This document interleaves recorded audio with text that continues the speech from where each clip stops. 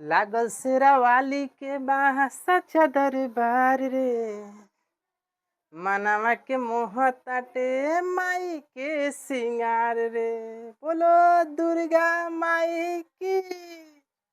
तालियां बाजे झनके झांझरा लोग बोले जयकार, जय हो। जगमग जगमग ज्योत जलाने उतरे चांद सितारे द्वारे तेरा रे। मैया रानी ढोल बजता द्वारे तेरा रे, मैया रानी ढोल बजता। नमस्कार दोस्तों, अभी दशहरा का माहौल चल रहा है दुर्गा पूजा के। उम्मीद करते हैं आप सभी को पिछला सेशन समझ में आया होगा। एनसीईआरटी के सीरीज को लेकर के अगले सवाल पे हम लोग चलते हैं।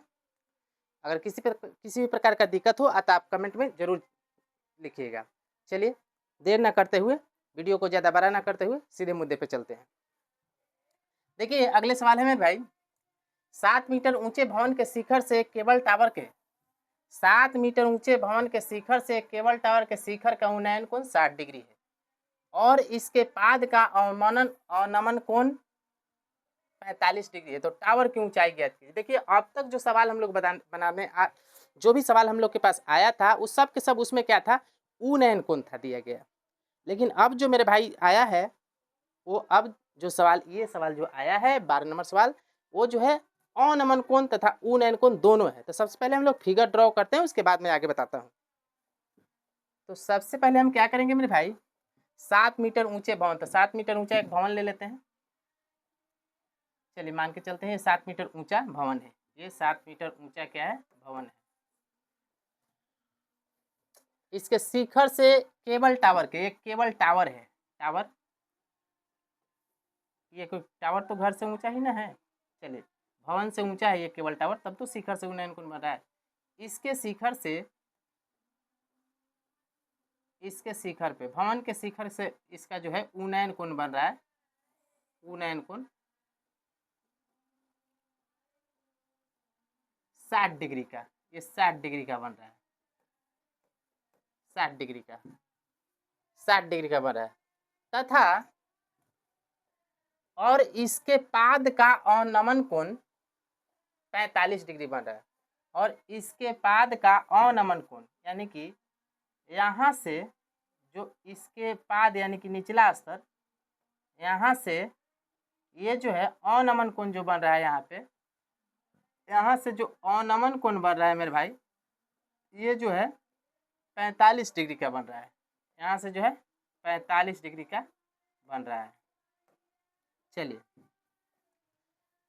ये 45 डिग्री का है, तो संगत कोण से ये जो है एकांतर कोण से जो है ये 45 है, तो यहाँ भी जो कोण बनेगा ये भी क्या बन जाएगा, 45 डिग्री का बन जाएगा, 45 डिग्री। चलिए 45 डिग्री, ये 45 है तो ये भी 45 होता है, ऐसा याद रखिएगा। आप पढ़े होंगे एकांतर कोण से होता है, ठीक ना। ये 45 है तो ये भी 45 है, ये अगर 60 रहता तो ये यहाँ भी 60 होता है। चलिए ध्यान देते हैं।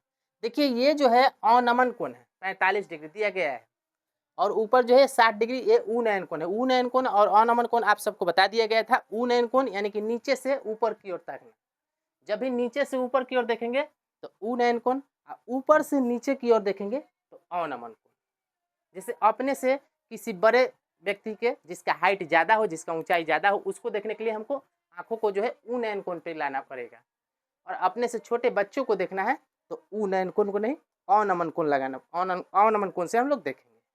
समझ रहे हैं। जैसे आप समझ सकते हैं किसी छत पे खड़े हैं, छत पे खड़े हैं, अचानक दो दोस्त बात कर रहे हैं, कोई लड़की बगल से गुजरती है, कहते हैं ए रोहन हो देखा हो, तब वहाँ पे अचानक रोहन का नज़र पड़ता है नीचे, अरे बड़ी अच्छी है ही हो,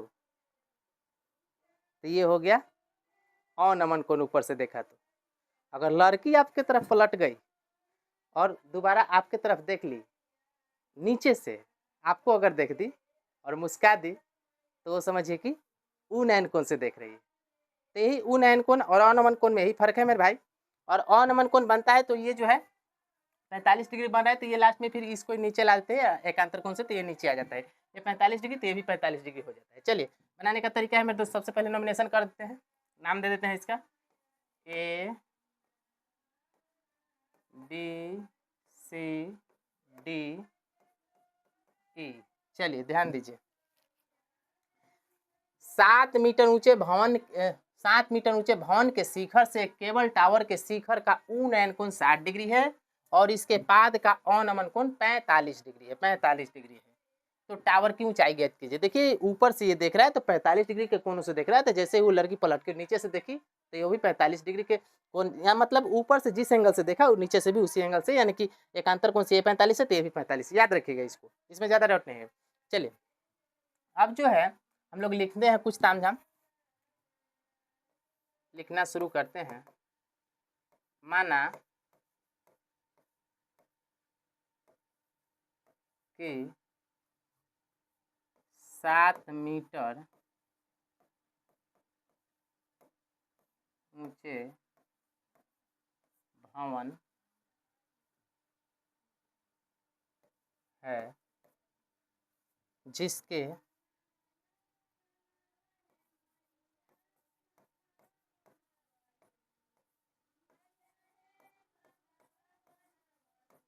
शिखर से टावर के शिखर का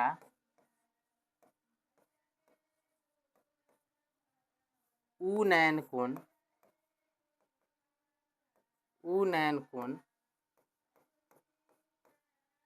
टावर के शिखर के उन्नयन कोण जो है 60 डिग्री का बन रहा है। 60 डिग्री का बन रहा है तथा भवन के शिखर से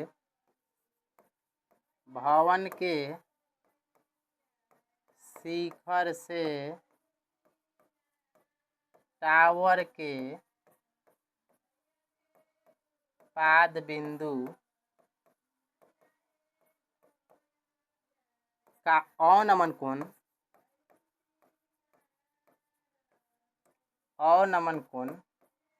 45 डिग्री का बन रहा है। तो हमें जो है टावर की ऊंचाई ज्ञात करना है, यानी कि हमारे पास जो है ये 7 मीटर ये दिया गया है। जब ये 7 मीटर है तो ये भी 7 मीटर हो जाएगा मेरे दोस्त। और ये जो है पूरा यहाँ से लेकर टावर जो है यहाँ से लेकर यहाँ तक है, ये टोटल की आपको ऊंचाई निकालना है। तो सबसे पहले हम लोग इस त्रिभुज में ही ले लेते हैं, चूंकि इसका जो है देखिए एक और चीज़, दो त्रिभुज एक साथ आ जाए, दो त्रिभुज जब भी एक साथ आ जाए तो जिसमें कुछ कंटेंट एक्स्ट्रा दिया गया हो उसको सबसे पहले ले लेते हैं। देखिए ऊपर वाला त्रिभुज में कुछ दिया गया नहीं, सिर्फ एंगल दिया गया है, कोण दिया गया है। इसको आपको ध्यान रखना है, इसी टेक्निक से आपसे बनेगा। जैसे ऊपर वाला जो त्रिभुज है इसमें देख रहे हैं आपकी कुछ नहीं दिया गया है, सिर्फ एंगल दिया गया है, कोण दिया गया है। और नीचे वाला त्रिभुज में देखिए कोण के साथ साथ जो है 7 मीटर लेंथ भी दिया गया है।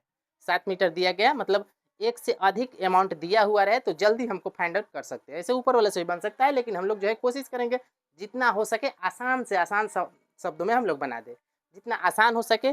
क्योंकि जो कंटेंट ज़्यादा दिया रहता है तो कोई भी सवाल आसान हो जाता है, कंटेंट कम रहेगा तो आपके लिए मुश्किल बन जाएगा। इसलिए आप आसानी से बनाइए, जल्दी बन सकता है, बन जाएगा। चलिए शुरू करते हैं। त्रिभुज, इसका नाम क्या है? CDE।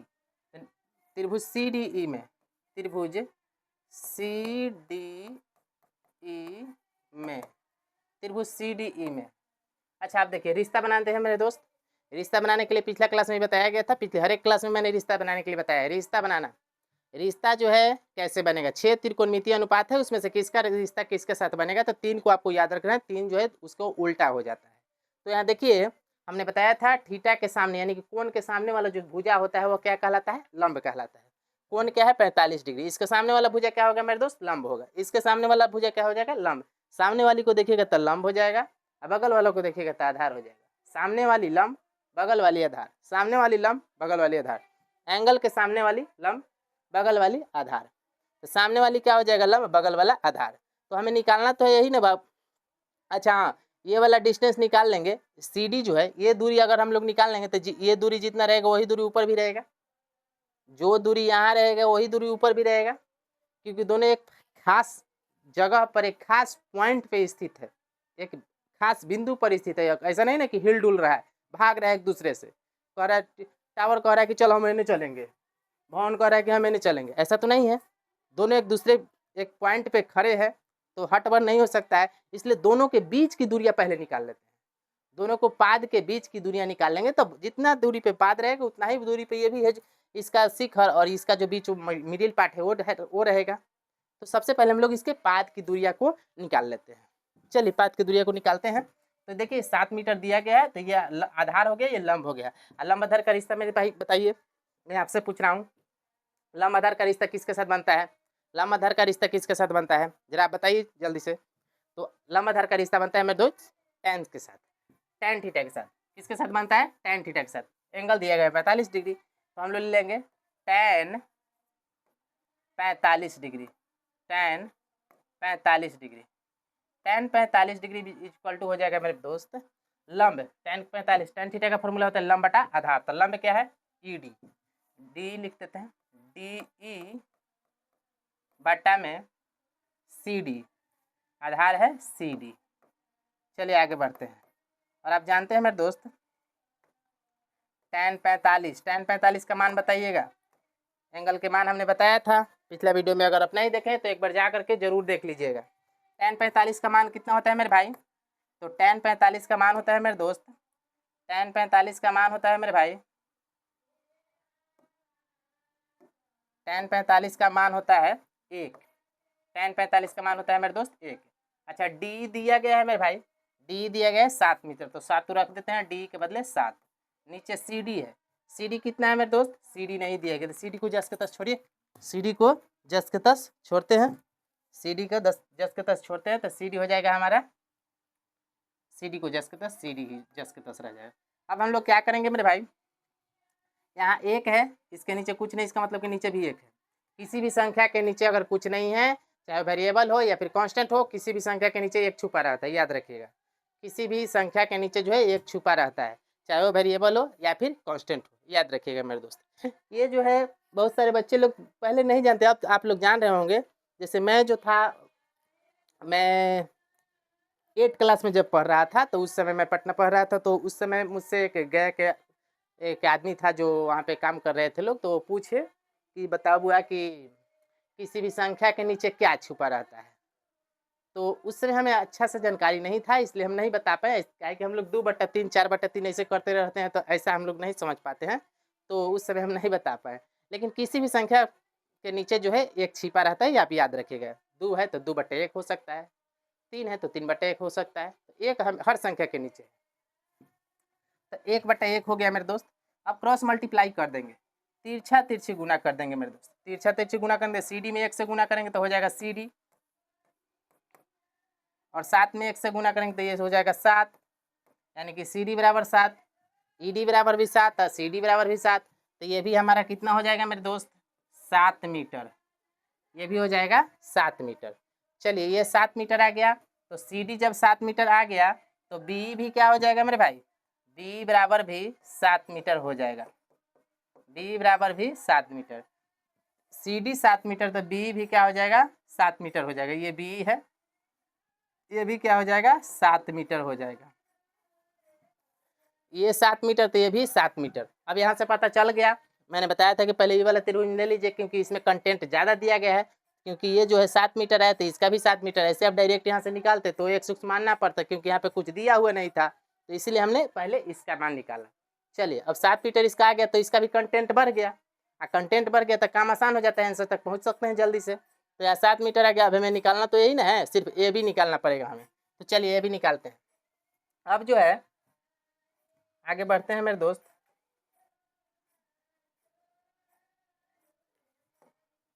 हो जाएगा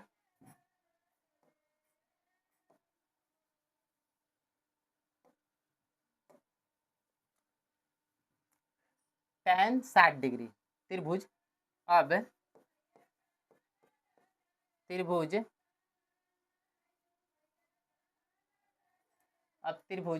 ABE में, ABE में त्रिभुज ABE में देखेंगे तो हो जाएगा tan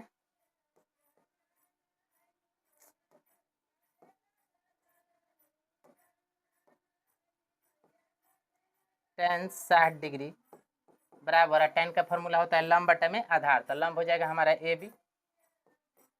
AB बटा में आधार क्या है? BE आधार हो जाएगा मेरे भाई BE। चलिए tan 60 डिग्री, tan 60 डिग्री का मान कितना होता है मेरे दोस्त? tan 60 डिग्री का मान जरा आप बताइए, मैं आपसे पूछ रहा हूँ, आप लोग से पूछ रहा हूँ, आप बताइए। tan 60 डिग्री का मान मैंने बताया था पिछला क्लास में, अगर आप नहीं देखे होंगे तो पिछला क्लास जा करके जरूर देख लीजिएगा। tan 60 डिग्री का मान होता है मेरे दोस्त √3। tan 60 डिग्री का मान होता है मेरे भाई √3। tan 60 का मान हो जाएगा √3, तो √3 हम लिख देते हैं बराबर। AB कितना है? तो AB हमारे पास नहीं दिया गया है, तो AB जस्ट के तस लिखिए। B कितना है मेरे दोस्त? B है 7 मीटर, तो B ही लिख देते हैं 7 मीटर। अब जो है यहाँ √3 है, यहाँ 7 है, इसके नीचे हमने बताया था कुछ नहीं, इसका मतलब कि 1 है। अब क्रॉस मल्टीप्लाई कर दीजिए, 7 जो है √3 से मल्टीप्लाई करेगा तो हो जाएगा 7√3, और ये हो जाएगा AB 1 से मल्टीप्लाई करेगा, गुना करेगा, AB जो है 1 से गुना करेगा तो ये हो जाएगा AB। चलिए, इसलिए AB बराबर आ गया मेरे भाई, AB बराबर आ गया, AB बराबर 7√3 मीटर। AB बराबर आ गया 7√3 मीटर। तो क्या AB टावर की ऊंचाई है? नहीं, AB टावर की ऊंचाई थोड़ी है। AB का अगर टावर की ऊंचाई देखा जाए तो टावर की ऊंचाई जो है यहाँ सतह से, इस सतह से ना देखा जाए, यहाँ ये भी तो जुटेगा इसमें, तब तो टावर की ऊंचाई आ गई। तो आधे आए, ये तो जो है पूर्ण रूप से नहीं ना, ये सिर्फ इतना है। अभी टावर की ऊंचाई कौन है? AC, तो हमें AC निकालना पड़ेगा, इसलिए हम लोग AC निकालेंगे यहाँ से। AC बराबर हो जाएगा, AC बराबर टावर की ऊंचाई हो जाएगा AB प्लस BC, और BC भी आ गया है हमारा 7 मीटर। अब इसको जोड़ दीजिए, AB कितना है मेरे दोस्त? 7√3 प्लस BC कितना है मेरे भाई? 7 है। चलिए, 7√3 प्लस 7 आ गया। अब देखिए आंसर तो इतना ही भी हो सकता है, लेकिन आंसर बुक में कुछ अलग होगा, तो आप देखिएगा ऐसे ही, इसको ऐसे करेंगे। अब यहाँ भी 7, यहाँ भी 7, दोनों जगह 7 है, तो एक 7 को बाहर खींच लेते हैं। यहाँ भी 7 है, वहाँ भी 7 है, तो एक 7 को बाहर खींच लेते हैं। जैसे ये 7 को बाहर खींचेंगे मेरे दोस्त, 7 को बाहर जैसे ही खींचेंगे, तो हमने बताया था कि किसी को भी बाहर निकालिएगा, किसी को भी बाहर निकालिएगा तो आपको जो है वो भी बांटना चाहेगा। जिसको भी बाहर निकालिएगा तो आप उसको बाहर निकाल देंगे तो वो भी आपको जो है बांटना चाहेगा, भाग देना चाहेगा। तो जैसे ही 7 बाहर निकलेगा, कहेगा कि ना अकेले हम ही ना, तुम लोग के भी भाग करेंगे, तुम लोग को भी बांटेंगे, तुम लोग को भी भाग करेंगे। तो भाग करेगा ये 7 से 7√3 में भाग कीजिएगा तो 7 7 कट जाएगा। 7 से 7√3 में भाग करेंगे तो क्या हो जाएगा? 7 7 कट जाएगा, बच जाएगा सिर्फ क्या? √3। 7 से अगर नहीं समझ में आता होगा तो एक बार इधर देख लीजिए, 7√3 ऊपर में और नीचे 7, 7 7 कैंसिल, बच गया √3, तो ये हो गया √3। आप प्लस 7 से 7 में भाग दीजिएगा 1, यानी कि ये AC बराबर आ गया मेरे दोस्त, AC बराबर 7√3 प्लस 1 मीटर आंसर यहाँ पे लिख सकते हैं हम लोग। इसलिए टावर की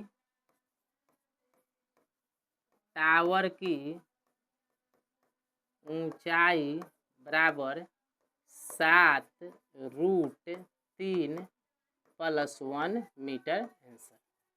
उम्मीद करते हैं आप सभी को समझ में आया होगा। सेशन कैसा लगा जरा एक बार कमेंट बॉक्स में जरूर जवाब दीजिएगा। और इसके साथ साथ मैं बताना चाहता हूँ कि शीघ्र ही 9th क्लास के मैथ का कंटेंट तैयार हो गया है, 9th क्लास भी शुरू हो जाएगा, और 9th के साथ साथ 8th क्लास के भी बच्चे रिक्वेस्ट कर रहे हैं। हालांकि 8th क्लास के मैं बताने वाला नहीं था, पढ़ाने वाला नहीं था, लेकिन बच्चे लोग रिक्वेस्ट कर रहे हैं, इसलिए 8th क्लास के भी मैं शीघ्र ही शुरू कर दूंगा मैथ के। और जैसे ये त्रिकोणमिति के जो अनुप्रयोग है, एप्लीकेशन ऑफ त्रिकोणमिति अगर समाप्त होगा जैसे ही, तो हम लोग जो है मेन मुख्य क्वेश्चन जो है ऑब्जेक्टिव का VVI क्वेश्चन हम लोग देखना शुरू कर देंगे, जो बोर्ड एग्जाम में अति महत्वपूर्ण है आने लायक। चलिए मिलेंगे नेक्स्ट क्लास में, तब तक के लिए जय हिंद, लव यू एवरीवन।